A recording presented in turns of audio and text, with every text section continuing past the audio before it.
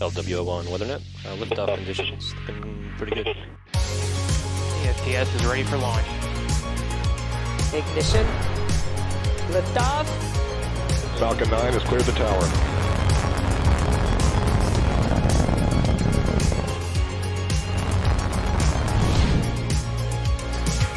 Ten, 9, 8, Side booster ignition. 6, 5, 4, 3, 2, 1.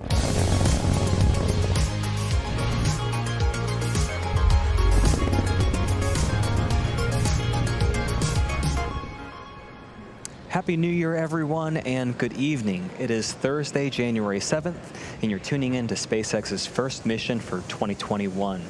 On your screen is a live view of the Falcon 9 rocket awaiting its 8:28 p.m. Eastern Time launch from Cape Canaveral Space Force Station in Florida. My name is Michael Andrews, and I'm a supply chain supervisor here at SpaceX, and welcome to the TurkSat 5A webcast for our customer Airbus. Today's payload is a fifth-generation broadcast communications satellite for the TurkSat fleet, designed and developed by Airbus. With an expected lifespan of more than 30 years, this new communications satellite is designed to provide television broadcast services and improve broadband data networks across a large geographic area, including Turkey, Europe, the Middle East, North Africa, Central West Africa, South Africa, as well as the Mediterranean, Aegean, and Black Seas. Now, before we explore more about today's payload, let's first take a closer look at the Falcon 9 vehicle supporting today's mission. The Falcon 9 rocket you see on your screen is standing at about 229 feet or 70 meters tall. And the bottom two-thirds of that vehicle is what we call the first stage. Now, while this is the first launch of 2021, today's booster is taking flight for its fourth time. It previously supported the GPS-3 Service Vehicle 3 mission in July 2020, as well as two Starlink missions, one in September 2020 and one a month later in October 2020. Falcon 9's first stage is responsible for accelerating the vehicle all the way to the edge of space, after which it will separate from the second stage, carrying that TurkSat 5A satellite. And once separation is complete, we will attempt to recover the first stage on our drone ship for the fourth time. That drone ship you can see on your screen, known as Just Read the Instructions, is currently holding position in the Atlantic Ocean a couple hundred miles off the coast of Florida. And if we stick that landing today, for those of you keeping score, it's going to be SpaceX's overall 71st successful booster recovery.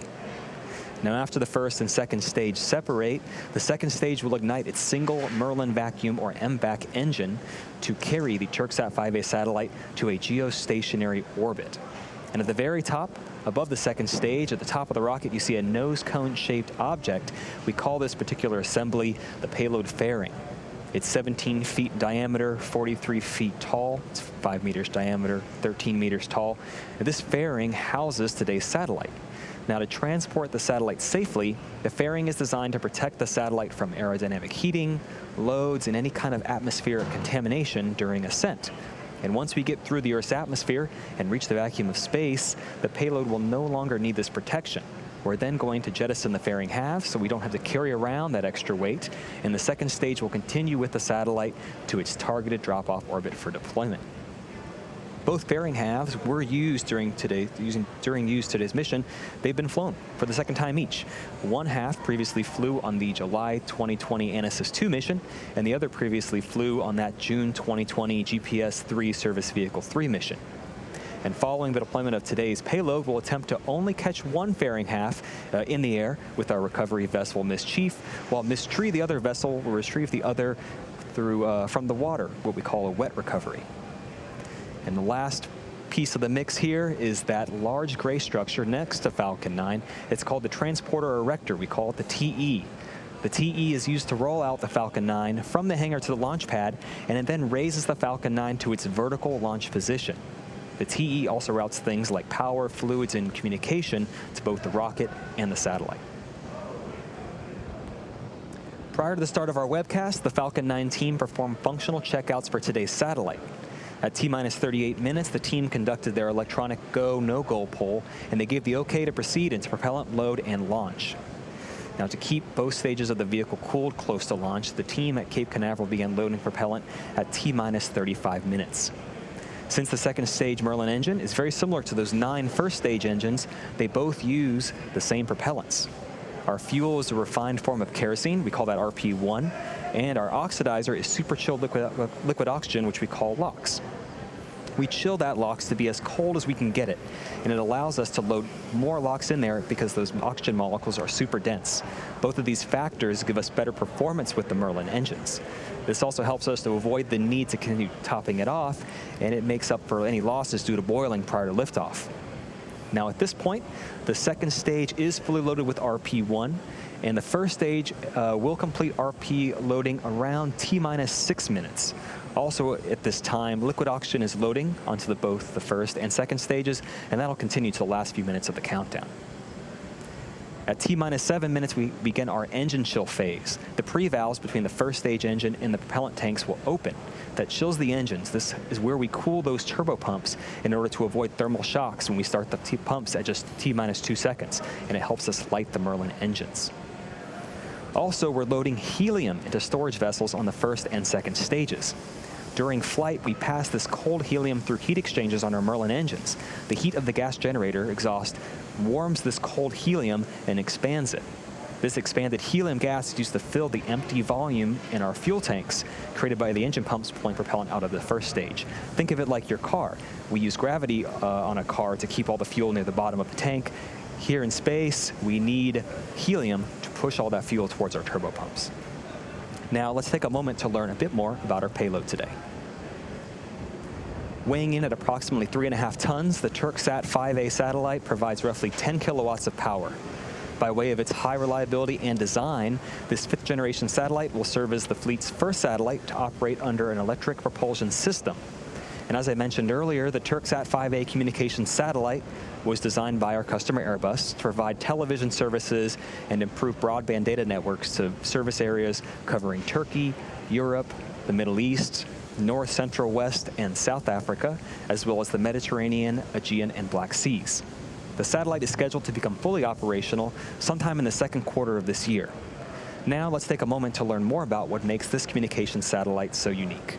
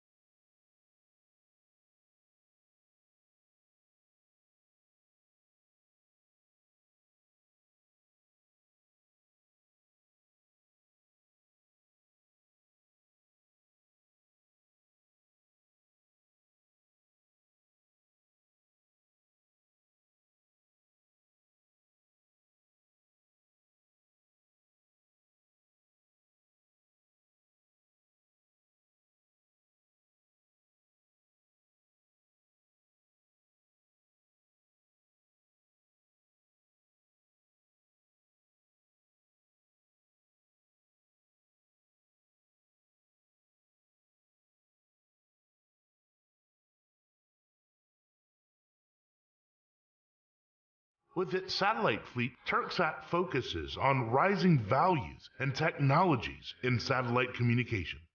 Turksat is an alliance of values that opens doors to the world and inspires communication, with its reliable and expert staff investing in the knowledge of the future.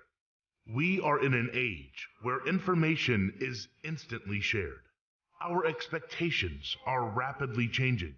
Technology is leading us to new experiences. We proudly proceed on a path illuminated by the information that makes our lives meaningful in the age of communication. While new experiences inspire great ideas, Turksat of the future invites you to be a part of this moment. Turksat, space age in communications. Mission Control, we have liftoff.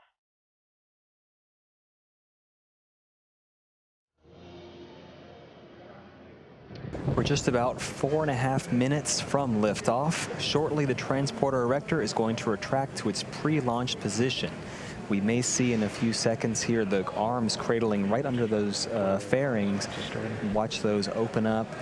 What's going to happen is that TE is going to retract about 2 degrees from the rocket from vertical. And you can see right now those arms are opening up just slightly. In a few seconds, you'll see those arms back off as the TE retracts. And it's just, those 2 degrees is just a little bit of movement, but it's enough to clear the rocket to allow it to leave the pad. At liftoff, it's going to move to a position 45 degrees from the rocket. And you can see it's starting to retract a little slowly there.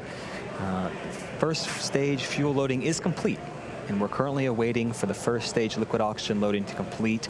And shortly after that, at about T-minus 2 minutes, the second stage's LOX will also complete.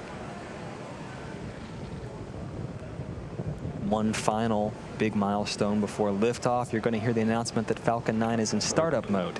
This announcement means that the rocket's own internal computers are now controlling the launch countdown on the Falcon 9. Once the engines are confirmed to be at full power, the flight computer, which is located on the second stage, will command the ground hold downs to release the rocket right at T-minus 0.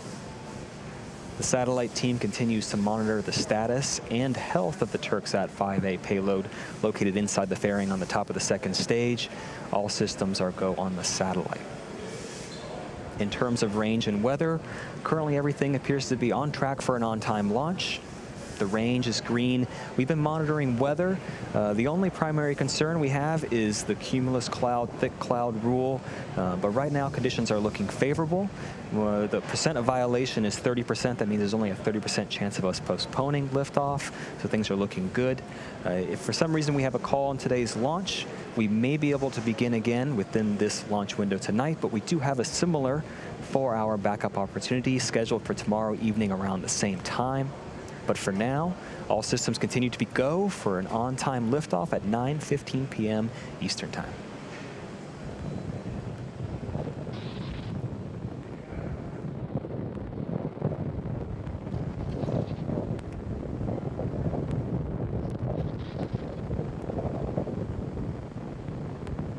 At this time, the LOX loading is complete. It just finished on the second stage, and that is the last milestone for propellant loading prior to liftoff.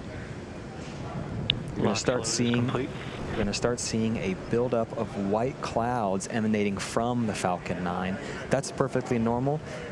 That's that excess liquid oxygen boiling when it's exposed to the ambient temperature of the air around the Falcon 9 fuselage.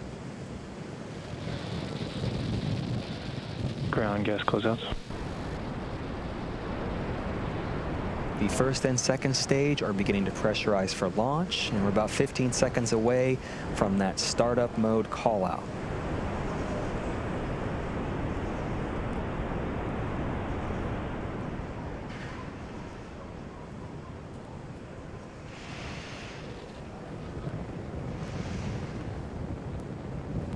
Flight computer has entered startup.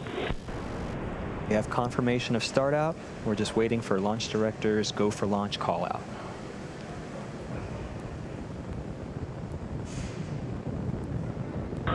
Turksat 5A, Falcon 9, LD is go for launch. And you've heard it, we're 30 seconds away. All systems are go for an on-time launch of Falcon 9 with the Turksat 5A satellite, our first launch for this year. 30 seconds.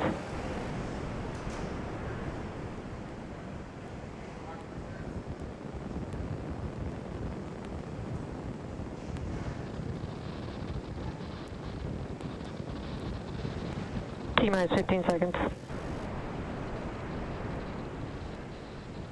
10, 9, 8, 7, 6, 5, 4, 3, 2, 1, 0. Ignition. And liftoff. Stage 1 chamber pressures are nominal. The vehicle is pitching downrange.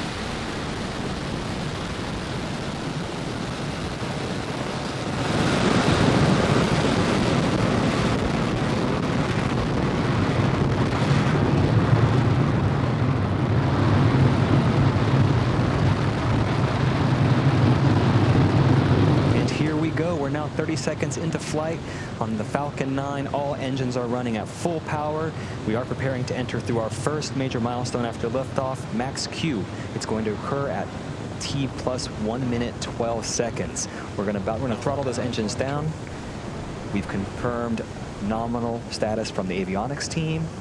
Next, Max Q. That's when the vehicle experiences the greatest amount of dynamic pressure. We throttle those engines down, and afterwards we throttle them back up to keep dynamic pressures below a certain level. Falcon 9 is supersonic.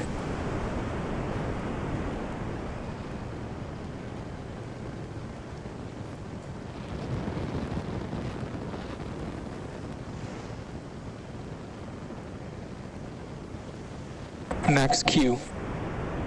We've successfully crossed the Max Q threshold. Everything is looking good with the first stage's trajectory. Next, we're going to start our MVAC chill. This is going to help us prepare for the next 3 major events. They occur one after another. The first one, those 9 Merlin 1D engines are going to cut off. That's known as MECO, or main engine cutoff. Right after that, the first and second stage will separate, and then the Merlin vacuum engine on the second stage will turn on. That's known as SES-1.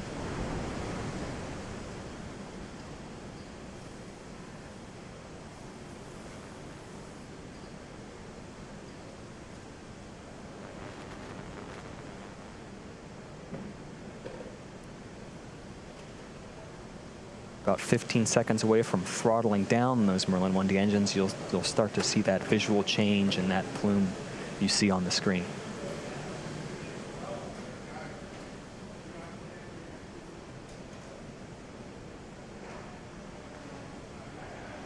Main engine cutoff.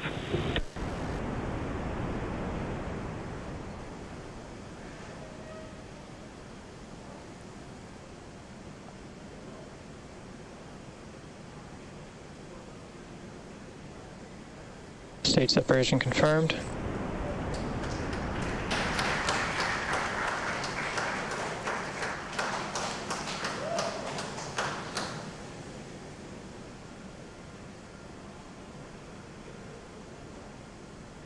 All right, all good news here. We had successful main engine cutoff, stage separation, and second engine start 1. Our next milestone is fairing deployment.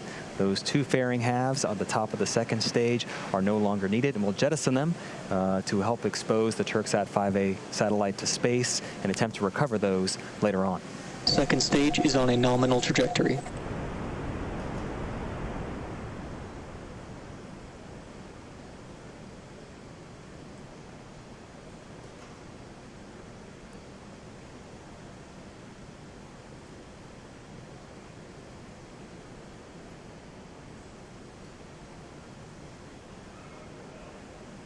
Fairing separation confirmed. And you saw there, we just jettisoned our 2 fairing halves. It's our first good view of Turksat 5A. It's now exposed to space, and those 2 fairing halves are heading back down to sea level.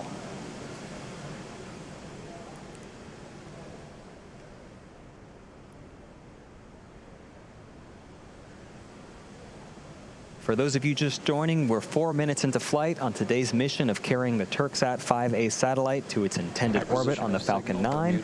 We're currently in the first of 2 planned MVAC burns. That's what you see on your screen currently. Not pictured here currently, but that's after stage separation. The first stage, we're attempting to recover it. Its velocity at separation was about 2,200 meters per second, or 5,000 miles per hour. Once the separation occurs, the first stage is still moving at such a high velocity, it continues to raise its altitude as it approaches its apogee, and then it will coast down a couple minutes before it starts its return back to Earth. Up next, what you'll hopefully see is the first stage's entry burn. This is the first major milestone for first stage recovery. For entry burn, we're going to relight the center of those 9 Merlin engines. It's actually engine number 9. And partway through this transition, we then ignite 2 more engines, engine 1 and engine 5, which means we have 3 total M1D engines helping slow down the vehicle as it passes into the Earth's increasingly thickening atmosphere. That burn will last about 30 seconds, and we're just about a minute away from that.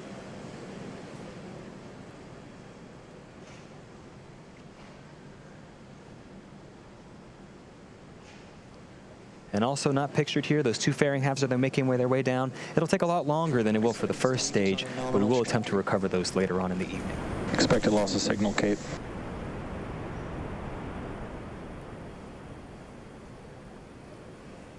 First stage is now less than 100 kilometers above sea level, continuing to make its way down.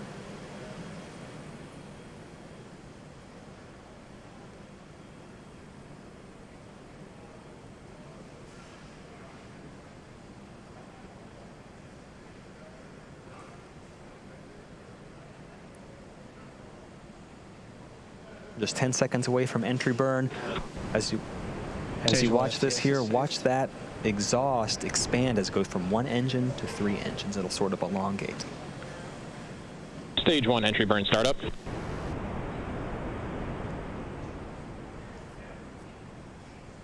Entry burn has begun. All 3 engines are running currently.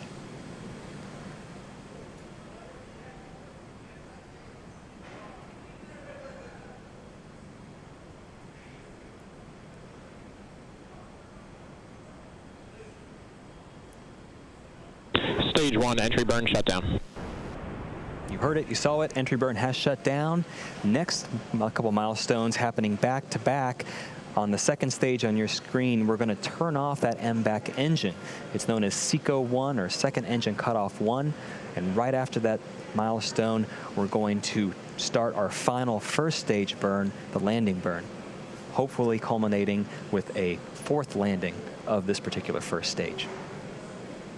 Going back to SECO, we shut down the MVAC, and after that period, we actually allow the second stage to coast. This event preserves the fuel until we need it for that final burn, second engine start number 2, and it takes us to our targeted orbit for today's satellite deploy. We're about 30 seconds away from SECO 1, and after that, only about 30 more seconds until we hopefully have a nice view of the first stage touching down on our Just Read the Instructions autonomous drone ship.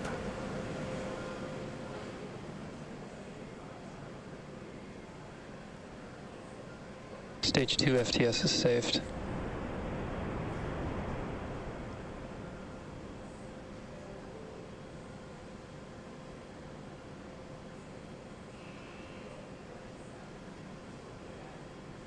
Stage 1 landing burn, sorry. Our landing burn has started. Our second engine is also cut off, as you can see. We're just awaiting confirmation of good orbital insertion.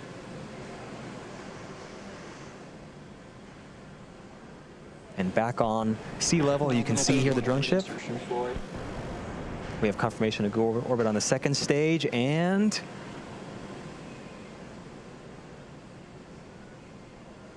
looks like we have a good landing on the drone ship as well. This is SpaceX's 71st successful first stage recovery. This particular booster's 4th successful recovery, getting ready for its 5th flight in the future. That's our secondary mission, vehicle reusability, but our primary mission is not yet complete. The second stage vehicle has now entered its first coast phase and will last about 18 minutes. After that, we're going to light that MVAC engine for a second time shortly after at about T plus 26 minutes, 51 seconds. For those of you interested in keeping an eye on where that second stage is throughout the coast phase, you can follow along with our animation for the next 18 minutes. Otherwise, we'll see you back here at T plus 25 minutes.